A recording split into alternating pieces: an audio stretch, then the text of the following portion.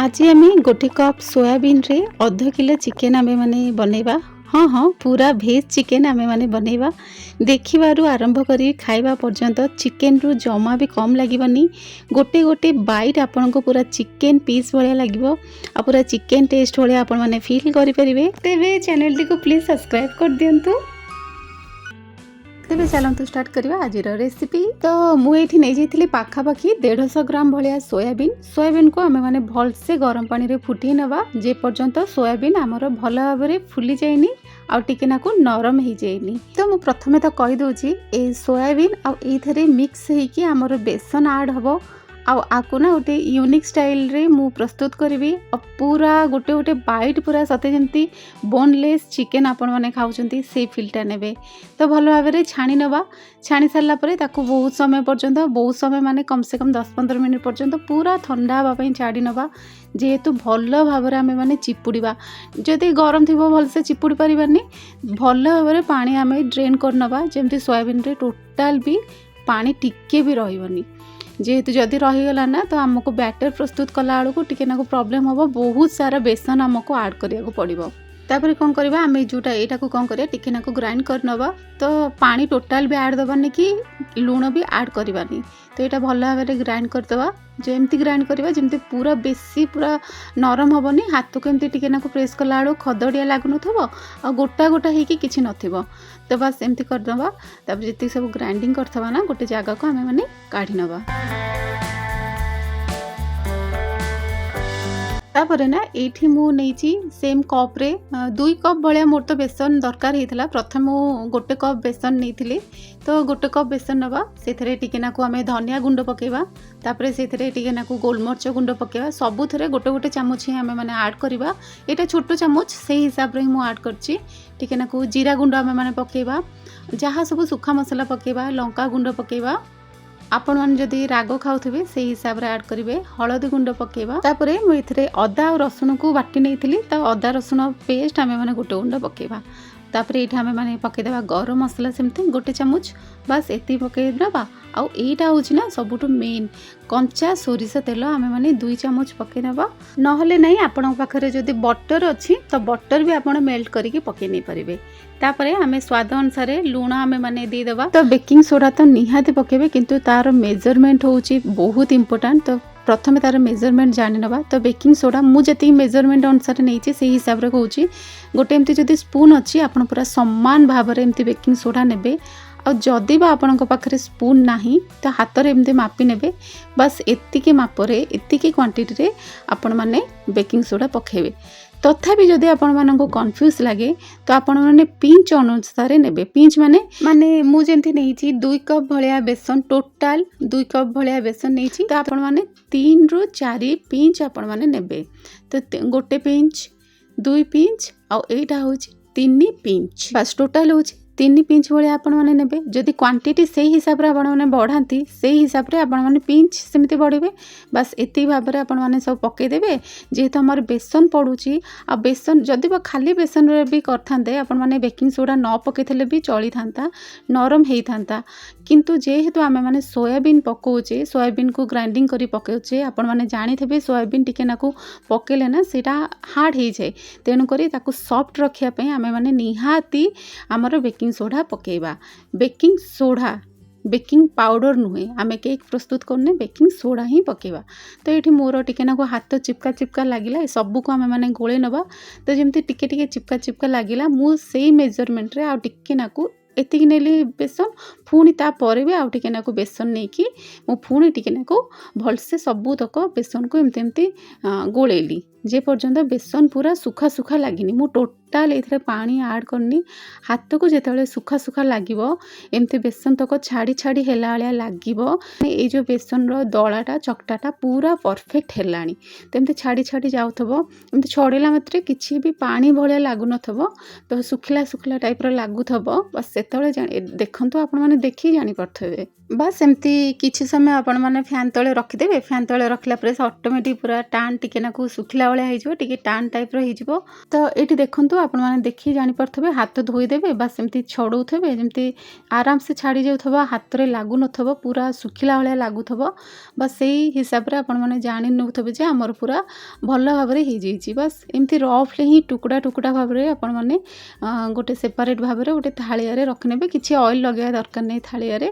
ବାସ୍ ଏମିତି ଗୋଟେ ଗୋଟେ ସେପ୍ ଦେଇଦେବେ, ରାଉଣ୍ଡ ସେପ୍ ହଉ ବା ଚିକେନ୍ ଯେମିତି ଆମେ ଯେମିତି ଚିକେନ୍ ପକୋଡ଼ା କରୁଛେ ସେଇ ସେପ୍‌ରେ ହଉ, ଏମିତି ବାସ୍ ଛୋଟ ବଡ଼ କରିକି ନେବେ।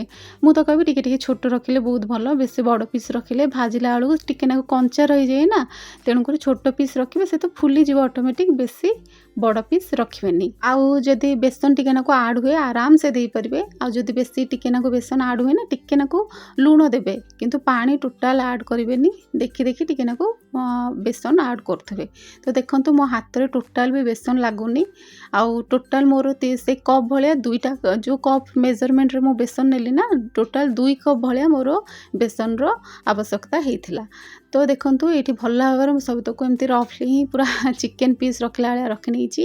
ତ ଏବେ ଅଳ୍ପ ତେଲ ନେଲି, ଏମିତି ବାସ୍ ଭଲ ଭାବରେ ପୁରା ଲୋ ସିମ୍ ପୁରା କରିଦେଲି। ଆଉ ତାକୁ 2 ସାଇଡ଼୍ ଭଲ ଭାବରେ ଯେମିତି ଛାଣିଲି ମାନେ ଭଲ ଭାବରେ ଡିପ୍ ଫ୍ରାଏ କଲି। ବେଶୀ ତେଲ ନେବା ଦରକାର ନାହିଁ, ବାସ୍ ଭଲ ଭାବରେ ଛାଣିବା।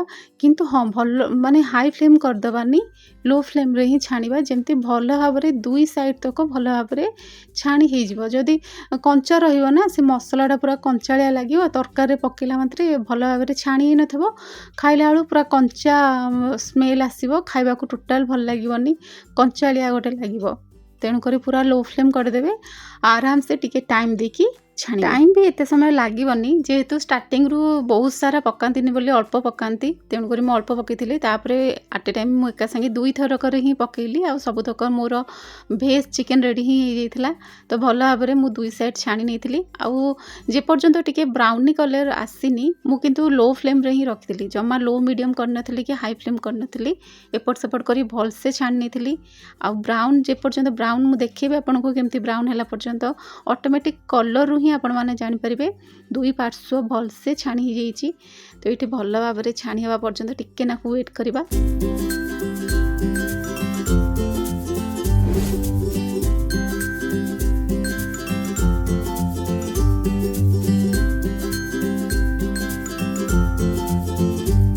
ତ ଏଠି ଦେଖନ୍ତୁ ଟିକେ ଟିକେ ବ୍ରାଉନ୍ ହେଇ ଆସିଲାଣି, ତାମାନେ ଆମର ପୁରା ଦେଖାଯାଉଛି ଟିକେ ଟିକେ ବ୍ରାଉନି। ଏବେ ପୁରା ଛାଣି ହେଇସାରିଲାଣି। ତ ଏବେ କ'ଣ କରିବା, ଆମେ ଏଇ ଷ୍ଟେଜ୍‌ରେ ଆମେମାନେ କାଢ଼ି ନେବା। ତ ଗୋଟେ ଟିସ୍ୟୁ ପେପର୍ ହଉ କି ନ୍ୟୁଜ୍ ପେପର୍ ହଉ, ନ୍ୟୁଜ୍ ପେପର୍ ତ ମୁଁ କହିବିନି, ଯଦି କିଛି ସାଧା ପେପର୍ ଅଛି ନା, ତ ସେଇ ପେପର୍‌ରେ ହିଁ ଟିକେ କାଢ଼ିଦେବା। ବହୁତ ସାରା ଅଏଲ୍ ଆପଣମାନେ ଦେଖିବେ ନା, ପୁରା ପୁରା ହଳଦିଆ ହେଇଯାଇଥିବ ଟିସ୍ୟୁ ପେପର୍‌ଟା, ତ ବହୁତ ଅଏଲ୍ ଆବଜର୍ବ କରିବ। ତ ଦେଖନ୍ତୁ ପୁରା ଏମିତି ପୁରା ପୁରା ବ୍ରାଉନ୍ ହେଇଯାଇଥିବ, ଗୋଲ୍ଡେନ୍ ଭଳିଆ ଟିକେ ନାକୁ ଦେଖାଯାଉଥିବ। ତାପରେ ସେମ୍ କଢ଼େଇରେ ମୁଁ ସେଇ ସୋରିଷ ତେଲ ଟିକେ ନାକୁ ଆଡ଼୍ କଲି, ସେଥିରେ ଟିକେ ନାକୁ ତେଜପତ୍ର 2ଟି, ଯଦି ବଡ଼ ତେଜପତ୍ର ନେଉଛନ୍ତି 1 ନେବେ, ଆଉ ଜିରା, ଆଉ ଏମିତି କାଟିକି ରଖିଥିବା ପିଆଜ। ମୁଁ ପିଆଜ ଟୋଟାଲ୍ 4ଟା ମିଡ଼ିୟମ୍ ସାଇଜ୍‌ର ପିଆଜ ନେଇଥିଲି। ତ ପିଆଜକୁ ଟିକେ ନାକୁ ଆମେ ଭାଜିବା। କିନ୍ତୁ ଏଇଠି ଗୋଟେ ଅଲଗା ପ୍ରକାର ଟିକେ ନାକୁ ମୁଁ କହିବି, ପିଆଜକୁ ଆଜି ଆମେ ପୁରା ଲାଇଟ୍ ବ୍ରାଉନ୍ କଲର୍ ହେବା ଯାଏଁ ଭାଜିବା ନାହିଁ। ପିଆଜକୁ ନା ଆମେ ଲାଇଟ୍ ବ୍ରାଉନ୍ କଲର୍ ଭାଜିବା, ନା ହିଁ ପିଆଜକୁ ଆମେ କଞ୍ଚା ରଖିବା। ଟିକେ ନାକୁ ଏତିକି କ୍ୱାଣ୍ଟିଟିର ହିଁ ରଖିବା। ତ ଏଇଠି ମୁଁ ଟିକେ ନାକୁ ଭଲ ବାସ୍ନା ଆସିବା ପାଇଁ ଟିକେ ନାକୁ ଗୁଜୁରାତି ପକେଇ ଦେଇଥିଲି। ବାସ୍ ପିଆଜକୁ ନା କଞ୍ଚା ରଖିବା, ନା ପିଆଜକୁ ଅତ୍ୟଧିକ ଭାଜିବା। ତ ଏତିକି ଷ୍ଟେଜ୍ ଯାଏଁ ପିଆଜକୁ ଭାଜିବା। ଆଉ ଟିକେ ନାକୁ ସାଇଡ଼୍ କରିଦେଇକି ଆମେ ଯେଉଁ ଅଦା ରସୁଣ ବାଟିକି ରଖିଥିଲେ ନା, ସେଇଥିରୁ 2 ଚାମଚ ଆମେମାନେ ଆଡ଼୍ କରିବା। ଟିକେ ନାକୁ ଆମେ କଷି ହେବା ପାଇଁ ଛାଡ଼ିବା। ଟିକେ ନାକୁ ଆମେ କଷିବା ଅଦା ରସୁଣ ପେଷ୍ଟକୁ ଆଉ ପିଆଜକୁ ଟିକେ ଆମେମାନେ କଷିବା। ତ ଏଇଠି ପିଆଜଟା ବେଶୀ ଲାଇଟ୍ ବ୍ରାଉନ୍ କଲର୍ କାହିଁ ହେବନି, କାରଣ ଏଇ ଯେଉଁ ରେସିପିଟା ନା, ତା ଟେଷ୍ଟଟା ଟିକେ ପିଆଜକୁ ନେଇକି ଟିକେ ନାକୁ ଅଧିକ ବଢ଼ିଥାଏ, ଆଉ ଟେଷ୍ଟଟା ବି ସେମିତି ବହୁତ ୟୁନିକ୍ ଆସିଥାଏ, ଆପଣ ଲାଷ୍ଟକୁ ଜାଣି ବି ପାରିବେ। ଆଉ ଏଇଠି କିଛି ନାକୁ ବେସିକ୍ ମସଲା ନେବି। ଧନିଆ ପାଉଡ଼ର ମୁଁ 2 ଛୋଟ ଚାମଚରେ ଟିକେ ଅଧିକ ନେଇଛି। ଗରମ ମସଲା, ଚିକେନ୍ ମସଲା ହାଫ୍ ଚାମଚ, ଗରମ ମସଲା ହାଫ୍ ଚାମଚ, ଆଉ ଲଙ୍କାଗୁଣ୍ଡ, ହଳଦୀ ଗୁଣ୍ଡ, ବାସ୍ ଏତିକି ହିଁ ମସଲା ନେଲି। ଆଉ ଅଦା ରସୁଣ ପେଷ୍ଟ ଯାହା ପକେଇଲି। ଏବେ ଆମେ ପାଣି ଦେବାନି, କମ୍ ସେ କମ୍ 1 ମିନିଟ୍ ପର୍ଯ୍ୟନ୍ତ ଟିକେ ନାକୁ ଏମିତି କଷିବା। ଯଦି ଟିକେ ଲାଖି ଯାଉଥାଏ ଆପଣମାନେ ଫିଲ୍ କଲେ ନାଇଁ ଟିକେ ନା ପୋଡ଼ିଲା ଭଳିଆ ଆସୁଛି, ସେଇ ଷ୍ଟେଜ୍ରେ ଆପଣମାନେ ଟିକେ ନାକୁ ପାଣି ଦେଇଦେବା। ଏଇଠି ବହୁତ ଜଣଙ୍କର ପ୍ରଶ୍ନ ଆସିବ, ଯେହେତୁ ମସଲାଟା ପିଆଜଟା ଲାଇଟ୍ ବ୍ରାଉନ୍ କଲର୍ ହେଲେ ଭଲସେ କଷି ହୁଏ, କଷି ହେଲା ପରେ ମସଲାରେ ସେଇଟା ଏତେ ଆସେନି, କିନ୍ତୁ ଏଇଟା ଯଦି ଭଲସେ ନ କଷିବ ମସଲାରେ ଆସିବ। ତ ମସଲାରେ ଆସିବ ସତ କଥା, ଯେହେତୁ ଆମେ ଏଇଟା ଭେଜ୍ରେ ଆମେ ମାନେ ବନାଉଛେ, ତାପରେ ସେଥିରେ ସୋୟାବିନ୍ ବି ଆମେ ଆଡ଼୍ କରୁଛେ। ଅଲରେଡ଼ି ଏଇ ଯେଉଁ ପିଆଜଟା ନରମ ହେଇଯିବ, ଆଉ ସେ ସୋୟାବିନ୍ ସାଙ୍ଗରେ ଯେତେବେଳେ ଆମେ ମିକ୍ସ କରିକି ଭାତ ସାଙ୍ଗରେ ହଉ, ଖାସ୍ କରି ରୁଟି ସାଙ୍ଗରେ ଯେତେବେଳେ ଆମେ ଖାଇବା ନା, ସେ ସୋୟାବିନ୍ ଆଉ ତାପରେ ଆମେ ଯେଉଁ ଦେଇଥିବା କ'ଣ ତ ବେସନ, ଏସବୁ ଏକା ସାଙ୍ଗରେ ଯେତେବେଳେ ଗ୍ରେଭିଟା ଆମେ ମାନେ ଖାଇବା, ତା ସହିତ ଯେତେବେଳେ ପିଆଜର ଗ୍ରେଭିଟା ବି ଆସିବ ରୁଟି ସାଙ୍ଗରେ, ଆପଣ ସେତେବେଳେ ଜାଣିପାରିବେ ସେ ମସଲାର ଗ୍ରେଭିଟା କେତେ ସୁନ୍ଦର ଲାଗୁଛି, କେତେ ଟେଷ୍ଟ ଲାଗୁଛି। ଗୋଟେ ଗୋଟେ ବାଇଟ୍ ଆପଣଙ୍କୁ ବହୁତ ହି ବଢ଼ିଆ ଲାଗିବ। ତେଣୁକରି ମସଲାକୁ ମାନେ ଖାସ୍ କରି ପିଆଜକୁ ଆମେମାନେ ଏତେ ଲାଇଟ୍ ବ୍ରାଉନ୍ ହେଲା ପର୍ଯ୍ୟନ୍ତ ଭାଜି ନଥିଲେ। ତ ଆମେମାନେ ଭଲସେ ମସଲା କଷି ହେଇଗଲାଣି। ତାପରେ ସେଇଥିରେ ଆମେ ଟିକେ ନାକୁ ଆଉ ଟିକେ କଲର୍ ଭଲ ଆସିବା ପାଇଁ ଟିକେ ନାକୁ କାଶ୍ମୀରୀ ଲଙ୍କା ଗୁଣ୍ଡ ଦେଇଦେବା, ଆଉ ଟିକେ ନାକୁ ପାଣି ଦେଇକି ଯେପର୍ଯ୍ୟନ୍ତ ଭଲ ଭାବରେ କଷି ହେଇନି ଟିକେ ଟିକେ ଘୋଡ଼େଇକି ଆମେମାନେ ମସଲାକୁ କଷିବା। ତ ଏଇଠି ଦେଖନ୍ତୁ ମସଲା ଭଲସେ କଷି ହେଇଗଲାଣି, ଅଏଲ୍ ଗୁଡ଼ାକ ବି ସେପାରେଟ୍ ହେଇଗଲାଣି, ଆଉ ମସଲା ବିଲକୁଲ ବି ତଳେ ଲାଗିନି, ଭଲ ଭାବରେ ଏବେ କଷି ହେଇଛି। ଏଇ ଷ୍ଟେଜ୍ରେ ଆମେମାନେ ପାଣି ଆଡ଼୍ କରିନେବା। ଯେତେବେଳେ ପାଣି ଆଡ଼୍ କରିବା କାଟି ରଖିଥିବା ଆମେମାନେ ଟମାଟୋ ଏଇ ଷ୍ଟେଜ୍ରେ ହିଁ ଦେବା। ଆଗରୁ ଦେଇଥିଲେ ଟମାଟୋ ପୁରା ମେଲ୍ଟ ହେଇଯାଇଥାନ୍ତା, ପୁରା ନରମ ହେଇଯାଇଥାନ୍ତା। ତ ଏବେ ଏଇ ଷ୍ଟେଜ୍ରେ ହିଁ ଆମେମାନେ ଟମାଟୋ ଆଡ଼୍ କରିବା। ତାପରେ ଆମେମାନେ ପାଖାପାଖି 3 ଗିନା ଭଳିଆ, 3 ଗିନା ନହେଲେ ବି 2.5 ଗିନା ଭଳିଆ ଆମେମାନେ ପାଣି ନେବା। ପାଣି ଦେଇ ସାରିକି ଆମେ ସେଇଥିରେ ଗରମ ମସଲା ଟିକେ ନାକୁ ପକେଇ ନେଇକି ତାକୁ ଫୁଟିବା ପାଇଁ ଛାଡ଼ି ନେବା। ପାଖାପାଖି ନା ଆମେ 10 ମିନିଟ୍ ଯାଏଁ ଲୋ ଟୁ ମିଡ଼ିୟମ୍ ଫ୍ଲେମ୍ରେ ଆମେମାନେ ଟକଟକ ଭଳିଆ ଆମେମାନେ ଫୁଟେଇବା। ସେ ପର୍ଯ୍ୟନ୍ତ ଫୁଟେଇବା ଯେପର୍ଯ୍ୟନ୍ତ ଆମର ପିଆଜଟା ପୁରା ନରମ ହେଇନି। ତ ଏଇଠି ଦେଖୁଥିବେ ନା ପିଆଜଟା ଆମର ସେମିତି ଗୋଟା ଗୋଟା ଅଛି। ଏବେ ଆରାମସେ ଆମେମାନେ ଘୋଡ଼େଇ ନେବା, ଆଉ ତାକୁ ଫୁଟିବା ପାଇଁ ଆମେମାନେ ପୁରା ଛାଡ଼ି ନେବା। ତ ଏଇଠି ଦେଖୁଥିବେ ବହୁତ ବଢ଼ିଆ କଲର୍ ଆସିଯାଇଛି, ପୁରା ଏମିତି ଟକଟକ ଭଳିଆ ଫୁଟୁଥିବ। ତ ଏଇଠି ପିଆଜ ବି ପୁରା ନରମ ହେଇଗଲାଣି। ଏବେ ଆମେମାନେ କ'ଣ କରିବା ନା, ଗୋଟେ ଡଙ୍କି, ଆମର ଯେଉଁ ଡାଲି ଡଙ୍କି ଥାଏ ବା ଡାଲି ଚଟୁ ଯେଉଁଟା ଥାଏ, ତ ସେଇ ଚଟୁକୁ ଆମେ ଧରିବା, ଭଲ ଭାବରେ ଏମିତି ଆମେମାନେ ଟିକେ ପ୍ରେସ୍ କରିନେବା। ପିଆଜ ଆମର ନରମ ହେଇଯାଇଛି, ଏବେ ଏମିତି ଟିକେ ନାକୁ ପ୍ରେସ୍ କରିବା।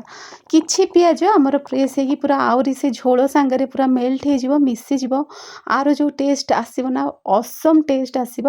ଆଉ କିଛି ପିଆଜ ସେମିତି ଗୋଟାଳିଆ ଭଳିଆ ରହିବ, ଯେଉଁଟାକି ଆମେ ଗ୍ରେଭି ସାଙ୍ଗରେ ଆସିବ, ଆଉ ଖାଇବାକୁ ଏକଦମ ଟେଷ୍ଟ ଲାଗିବ। ଗୋଟେ ମସଲା ଏକା ସାଙ୍ଗେ ଯେଉଁ କଷା ଟାଇପ୍ର, ଚିକେନ୍ କଷା ଟାଇପ୍ର ପୁରା ଟେଷ୍ଟ ଆସିବ। ତ ଏମିତି ଭଲ ଭାବରେ କିଛି 2 ମିନିଟ୍ ଭଳିଆ ଏମିତି ଭଲ ଭାବରେ ମାସ୍ କରିନେବା, ପୁରା ମିଶାଇ ନେବା। ତାପରେ ଆପଣମାନେ ଚାହିଁଲେ ପଛରେ ଧନିଆ ପତ୍ର ପକାଇ ନେବେ। ତ ମୁଁ ଏକ୍ସାଇଟମେଣ୍ଟରେ ଟିକେ ଆଗୁଆ ଧନିଆ ପତ୍ର ପକାଇ ନେଲି, କିନ୍ତୁ ପଛରେ ପକାଇବାର ଥିଲା। ତାପରେ ଆମେ ଯେଉଁଟା ଛାଣିକି ପ୍ରସ୍ତୁତ କରି ରଖିଥିଲେ ସୋୟାବିନ୍ ଆଉ ଯେଉଁ ବେସନର ଯେଉଁ ପକୁଡ଼ିଟା ପ୍ରସ୍ତୁତ କରି ରଖିଥିଲେ ଭେଜ୍ ଚିକେନ୍, ତ ତାକୁ ସେଇଥିରେ ଆଡ଼୍ କରିନେବା।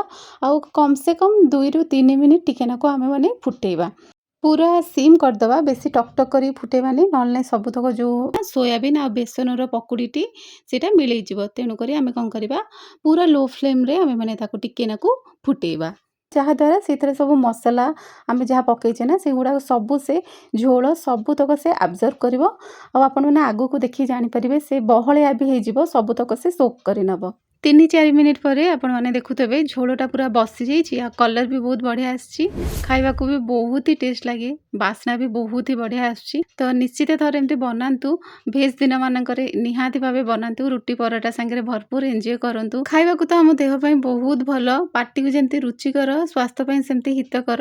ବହୁତ ହି ଭଲ ଲାଗେ ରେସିପିଟା, ବହୁତ ହି ଏନ୍ଜୟ କରିବେ ଏଇ ରେସିପିଟା ଖାଇକି।